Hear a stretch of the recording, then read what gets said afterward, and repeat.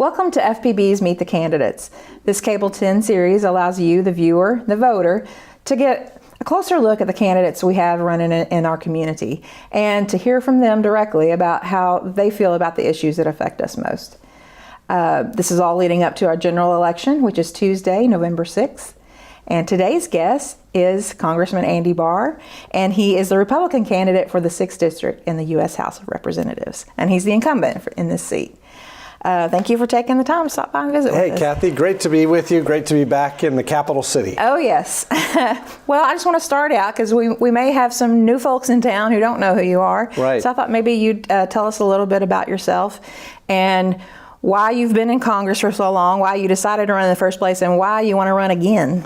Well, great questions. I'm a sixth generation Lexingtonian, so I was born and raised in central Kentucky. All four of my grandparents were born in central Kentucky. And I graduated from Henry Clay High School, graduated from the University of Kentucky Law School, and practiced law and served in the private sector for a number of years, but was compelled to run for Congress because I wanted to make a difference. And we've done that. We've delivered results over these 3 terms. I've been in Congress representing Frankfort, Franklin County, and the 19 counties of the 6th Congressional District now for 3 terms, 5.5 years. I serve on the House Financial Services Committee, which is a terrific assignment for me because it allows me to really represent the people of Kentucky in a position of influence over the economy. Our jurisdiction is at the heart of the U.S. economy. My colleagues gave me an important responsibility at the beginning of this term of Congress to chair the Subcommittee on Monetary Policy and Trade. And in that capacity, I have jurisdiction and oversight over the Federal Reserve System of the United States, all monetary policy, really, which again is at the epicenter of our economy. And we also have a slice of national security jurisdiction. We have jurisdiction over the international operations of the U.S. Department of Treasury. And there we monitor and oversee U.S. implementation and enforcement of sanctions.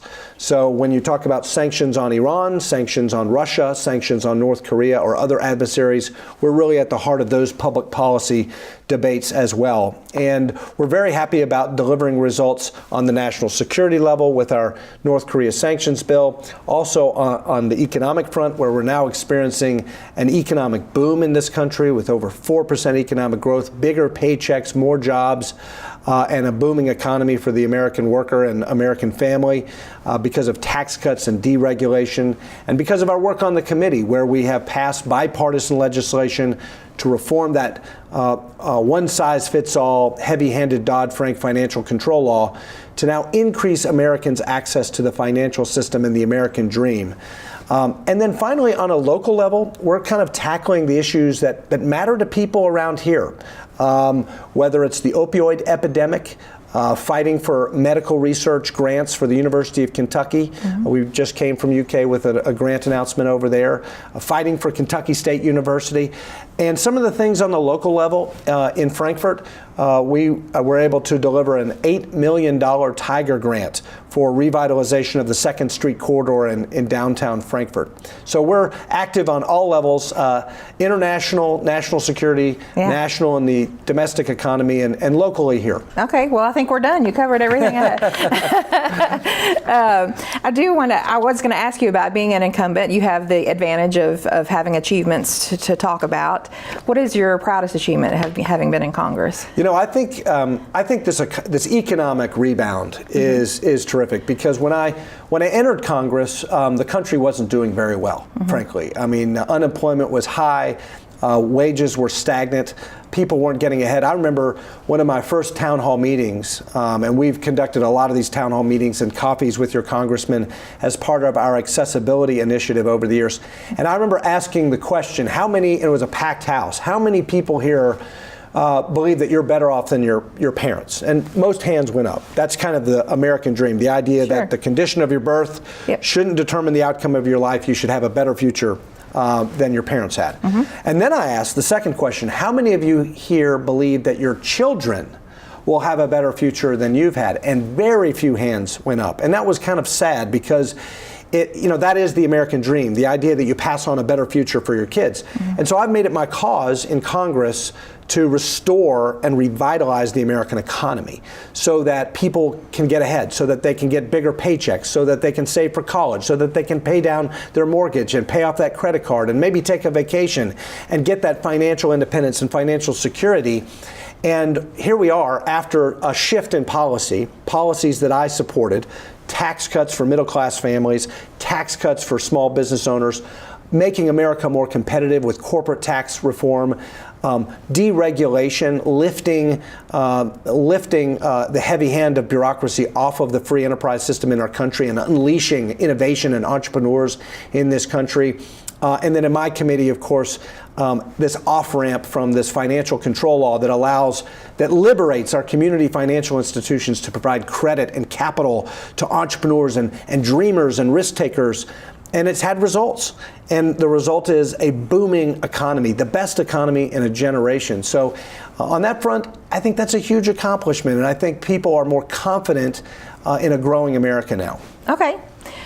Would you agree that there is a toxic political atmosphere in America? And what experience do you have in Congress? How can you address that in Congress? That's a really important question. It is a question that's on the mind of a lot of my constituents, both Republicans and Democrats. And regrettably, yes, we have a very polarized country. I recognize that. And I represent a diverse ideologically and from a political party standpoint, a diverse congressional district. Many of my colleagues do not. Many of my colleagues represent gerrymandered districts with where the only competitive election is either a Democratic primary or a Republican primary because they're very, very polarized districts. Right. Mine's not that way. Mine is a ideologically heterogeneous, diverse place. Sure. There's urban, there's rural, there's universities, there's suburbs, there's very rural conservative areas, there's progressive liberal urban areas, there's the state capitol here, there's Toyota, there's the Eastern Kentucky kind of the Near East, near the coal economy. So there's a lot of diversity in my district, and that's actually a blessing because I think it makes me a better congressman. And what I say to constituents who don't always agree with my votes is that you may not disagree, you may not agree with my votes, but I want to listen to you. Sure. And I've always done that. I've been accessible to them. And while they may not vote for me and they may not agree with my positions on issues, they do know that I will listen to them and I'll give them an opportunity to persuade me. And then it's my responsibility to explain my votes. And we've done that. Okay. And again, I think that's made me a better representative of all of the people here. And furthermore, we've tried to work in a bipartisan way. You know, there's some rhetoric on TV ads and whatnot that I vote with my party all the time. The truth is, I don't put my party ahead of my district. I vote my conscience first. I vote my district. And my party is a distant factor. The issue for me is this bill, is this measure that I'm evaluating in Congress, is this in the best interest of my constituents? And I participate regularly, weekly, in a bipartisan breakfast group. And because of my work across the aisle, we've done a lot of things in a bipartisan way. I co-chair the Bipartisan Congressional Horse Caucus, work with a Democrat from New York, Paul Tonko, on horse racing reform, obviously for our signature industry here in Kentucky. I've worked in a bipartisan way on national security. My North Korea Nuclear Sanctions Act received 415 votes in Congress. You can't get more bipartisan than that. Every single Democrat in the U.S. Congress voted for my legislation, which was the toughest economic sanctions ever directed at North Korea. Worked on rural housing and manufactured housing, access to credit for manufactured housing with a Democrat from Arizona, Kyrsten Sinema. We've worked with a Democrat, a physician from California, Ami Berra, and a Democrat, Henry Cuellar, from Texas, on a health care bill to lower cost and increase access to more doctors, to address the doctor shortage. So those are just some examples. Worked with Jim Himes, a Democrat from Connecticut, on co-chairing this bipartisan Global Investment in America caucus, because we both have districts that have benefited from benign foreign direct investment. Toyota is the great example here. Sure. In my district. So those are examples of how I try to put partisanship aside and get results. And to the extent I do vote with my party, it's not because it's my party's position. It's because I have a genuine belief, after evaluating all of the facts, that legislation will be in the best interests of my constituents and advance their interests. Okay. Well, that kind of leads into my next question, but I will tell you that now we took in questions from our viewers through social media and email, and so there was a lot of topics covered. So in order to just kind of touch on most of them that came in, I want to do kind of a rapid fire little section, Great. and then we'll come back and follow up. Sounds good. So you're running in the Republican Party, for the Republican Party, and your party's leader is President Trump. Are there any measures that you disagree with President Trump on? Yes, so yes, absolutely. And I'll give you an example. Again, I'd vote my conscience in my district first. And I've been very vocal with the administration, with Vice President Pence, with Secretary Steve Mnuchin, who's subject to my committee's jurisdiction, Larry Kudlow, the president's top economic advisor, and Peter Navarro, the president's trade advisor, on my concerns about the administration's trade policies. As I said before, our district in central Kentucky is very dependent on foreign direct investment, Toyota, and a global supply chain that supports Toyota. The tariff policy has increased the cost of steel. Toyota is a big steel consumer. The supply chain for Toyota is a major steel consumer. And so those additional costs have concerned me. Bourbon, our signature bourbon distilling industry, obviously dependent on that growing export market. And so I've expressed concerns that the Kentucky Distillers Association have expressed to me as well about that. And so we are representing the district. I co-sponsored a bill called the Global Trade Accountability Act that would restore authority in the Congress to impose tariffs, so that if an administration, whoever it is, imposed a tariff, Congress would have the final say, that we would have to vote to approve or disapprove of those tariffs. I will say this, I do agree with the administration's objective on trade policy. Their objective is right on, which is we need better trade deals. We need trade deals that would lead to reciprocal, free and fair trade agreements. There's a lot of abuse by China in particular, unfair trade practices, the theft of our intellectual property, transfer of critical technologies, for example. And I've worked on that, and I've been a leader in stopping some of China's bad practices there. But as we work towards those better trade deals, what I've said to the administration is, let's not have this be a protracted period of uncertainty that will hurt jobs in our community. And I even facilitated a meeting between Vice President Pence and the Kentucky Distillers Association, our great Buffalo Trace distillery right here in Franklin County, to voice our concerns and register those concerns with the administration. I think the fact that I'm an ally of the administration on so many other issues, tax cuts, regulatory relief, energy policy, that it gives me a unique influence to represent our district with this administration on trade. Okay. So do you think those tariffs are hurting or helping Kentucky? You know, in the long run, they could help Kentucky. In the short term, clearly, we're watching to see if they do hurt. The steel prices are going up, aluminum prices are going up. So in the short term, yes, there's a disruption in the supply chain for our auto manufacturing sector. And with bourbon, we won't see the effects, according to the Kentucky Distillers Association, until about January of next year, because there is a sufficient supply over in Europe. But if we have to start exporting with these EU tariffs in place, that's when we could see some negative impact. So my message to the administration is, let's wrap this up. Let's get a new and better NAFTA. Let's get a new trade deal with the EU so that we don't have a disruption. And let's not have a long-term disruption that undermines the successes of deregulation, that undermines the successes of tax cuts, because the Tax Cuts and Jobs Act, in fact, included provisions that I fought for that very much helped Toyota, that very much helped the bourbon distilling industry and the horse industry. Those were my bills, and they were incorporated in the tax cuts, and we've cut taxes for auto manufacturing, for Toyota, for the bourbon distillers, and for the horse racing industry. So if there is a long-term disruption, do you support Congress taking up legislation to counter the tariffs? Yes, and as I was saying before, I am a co-sponsor of my colleague Warren Davidson's legislation, the Global Trade Accountability Act, which would restore congressional authority ultimately over tariff policy. Okay.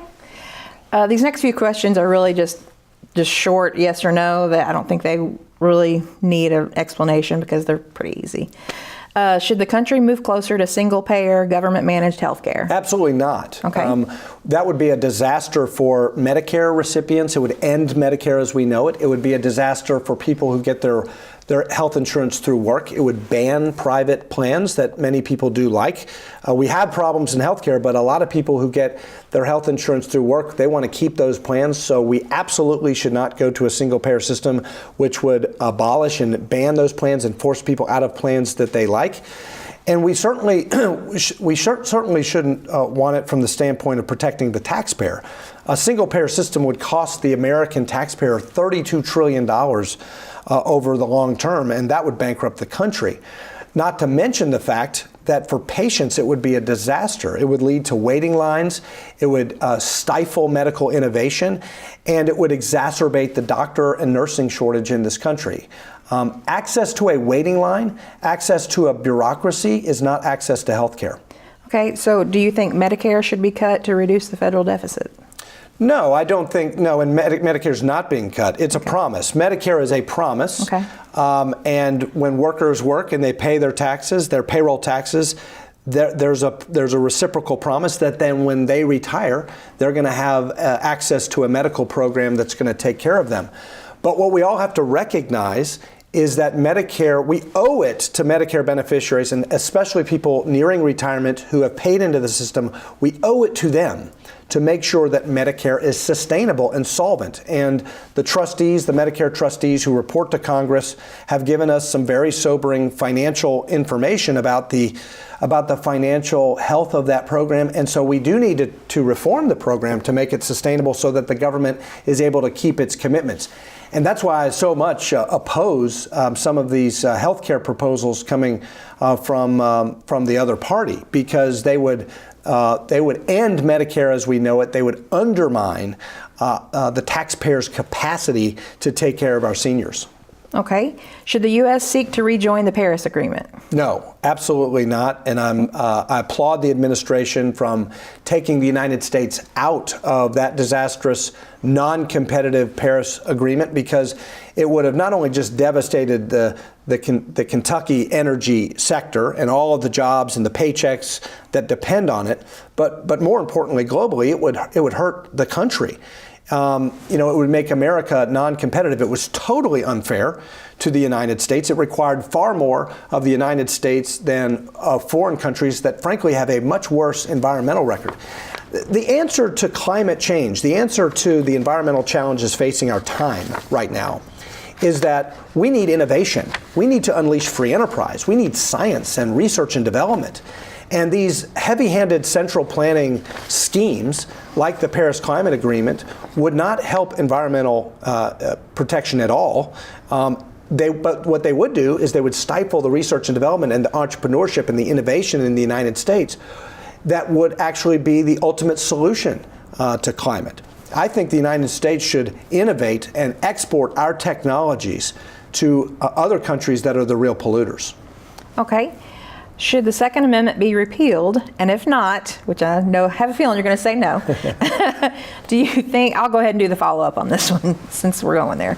Do you think there should be any new gun restrictions to deal with what seems like is a mass epidemic, a shooting We do. epidemic? We have a problem in this country with school shootings and violence, mass murders and the like. We need to address that, obviously, but I fully support the U.S. Constitution. I don't think we should change the Constitution. I'm an advocate of the Second Amendment. I'm a defender of the Second Amendment and endorsed by the National Rifle Association and proud of that. Mm-hmm. Clearly we have a problem in this country with mass murders.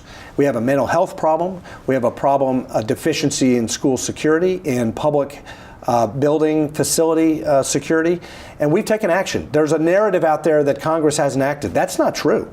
I was given an award from the National Association of the Mentally Ill, NAMI, for being a co-sponsor and a leader on the Helping Families in Mental Health Crisis Act, which became law as part of the 21st Century Cures Act, which will help us and the mental health system identify people who are struggling, who have mental health challenges, and families who have loved ones who are concerned, to help them intervene and get them the care they need before tragedy strikes. The other thing we're doing is school security. After Parkland, after some of these terrible, terrible, tragic episodes, we acted with the Stop School Violence Act, and that's now law as part of the Consolidated Appropriations Bill. That provides federal resources to local law enforcement to improve communication between the school districts, law enforcement, and give teachers and administrators training and help harden schools and make sure schools are safer. This is personal to me. I'm a dad, father of 2 school children. It's personal to me also because my good friend Steve Scalise, a member of Congress, a colleague, was shot by a crazed gunman on a baseball field last summer. And fortunately, thanks to another colleague who is an Army medic and an Iraq veteran, and thanks to the heroics of Capitol Hill security, they saved his life and the lives of dozens of other people on that field. But what did we learn from that episode? We learned that a well-trained, well-armed security guard was the best response to someone who was mentally or challenged or politically motivated or whatever, obviously a very bad person who is committing a crime. So I think the solution is security. And we've been very active in that, and I've talked to many superintendents around the 6th District, and we've offered our assistance for grants to help them secure schools and get the administrators the resources they need to make sure those schools are safer. Okay. Do you support a path to citizenship for DACA recipients? I voted for a path to legalization for DACA recipients, undocumented people who were brought to this country as children, no fault of their own. That was part of a broader package. Actually, I voted for that twice. And it was the so-called Goodlatte-McCall bill that not only provided a permanent fix for the Dreamer population, but also provided border security, not just border infrastructure, border wall, but also provided border technology, lights, sensors, drones, more military assets, a biometric entry-exit visa program to stop the visa overstay problem. And it also had some additional interior enforcement, more funding for Customs and Border Protection, more funding for ICE enforcement, ICE agents, and also addressed some other issues with our immigration system that are broken. But I think that's the way to go. I think we need border security. We need to protect our homeland to stop the importation of fentanyl and other heroin and other deadly drugs. We need to stop human trafficking. We need to stop the flow of illegal immigration in this country. But at the same time, we need a fix, a streamlined legal immigration system to address our guest worker programs, which are broken, and to find a common sense solution to these folks who came to this country no fault of their own. And by the way, it's not just about the Dreamers, the undocumented Dreamer population. I'm also a co-sponsor of legislation that would fix the H-1B visa problem, which are the high-skilled visas. And right here in Frankfurt, we have a number of South Asian legal immigrants and their children who don't have a path to a green card right now because of an arbitrary per-country cap. I'm a co-sponsor of a bill that would fix that, which I think is what I call the legal Dreamers. These are documented legal immigrants who can't get a green card because of the broken immigration system that we have. Okay. Did Russian election meddling affect the outcome of the 2016 election? Well, according to congressional investigators, it did not affect the conclusion of our committees conducting that oversight, the House Intelligence Committee, which has been filed. The report has been filed. It did not affect the outcome of the election, but there's no question that there was Russian interference, attempted interference in our election in 2016, as there has been for decades now. Dating back to the old Soviet Union. Russia, in my judgment, having some national security jurisdiction over sanctions, Russia is an enemy of the United States. Russia is interfering with our efforts with North Korea and sanctions on North Korea right now. They threaten our NATO allies. They threaten our friends in the Baltic. I'm a member of the bipartisan Baltic caucus. I've traveled to visit with our NATO allies. But I will tell you this, I am impressed and encouraged by the strong and bold actions taken by the Trump administration to counter Russian aggression. Now that's inconsistent with the narrative in the popular mainstream press. But if you actually look at the facts, this administration has imposed and designated sanctions on Russian individuals, kicked out the Russian diplomats in response to Russian meddling in our election. We brought in, over Kremlin objections, Montenegro into NATO. We have doubled the funding for the European Deterrence Initiative to counter Russian aggression. We've supported the redeployment of missile defense in Eastern Europe. And look at what we've done in Ukraine. The prior administration did nothing when Russia invaded the Crimea. But this administration authorized the commercial sale of lethal weapons to the Ukraine, our ally in Ukraine, to counter Russian aggression. And when there was an erased red line in the previous administration with Bashar al-Assad in Syria, what did this administration do when Assad gassed his own people? Sent in cruise missiles to counter Assad, which is Putin's #1 ally in the Middle East. So, it's telling that this administration is responding to Russia's ally and willing to stand up to Russia's ally there. And when I was in Lithuania, the defense minister, our great ally, our NATO ally in Lithuania, they still call the Russians the occupiers. The defense minister of Lithuania thanked the Trump administration for standing up and said that one move, countering Assad and sending a message to Putin was the best thing that had happened in years in terms of deterring Russian aggression against the Baltic. So do you think President Trump should fire Special Counsel Mueller? No, I don't. Okay. I think all of these investigations are worthwhile and they should proceed because for national security reasons, we need to get to the bottom of Russian interference. Not just with respect to the Trump campaign, which there is no evidence of collusion, nothing that we've seen to date with many, many different congressional investigators. But we need to know about the connections between the DNC and the Clinton campaign and Fusion GPS and the Russians. And we do know that there are ties there. So we need to know that because Congress needs to know how to respond and to protect American elections in the future from Russian interference. Okay, I just have one more question. Last week on Twitter, you posted something about your opponent having a dark money group supporting her campaign.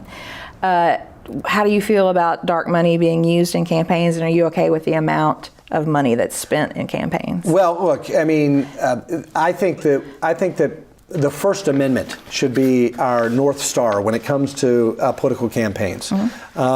I think the best way to counter speech that is wrong is to contest it legally. If it's defamatory, if it's not right, if it's a lie, it should be taken down by TV stations. As I have said, that was a totally inaccurate television advertisement.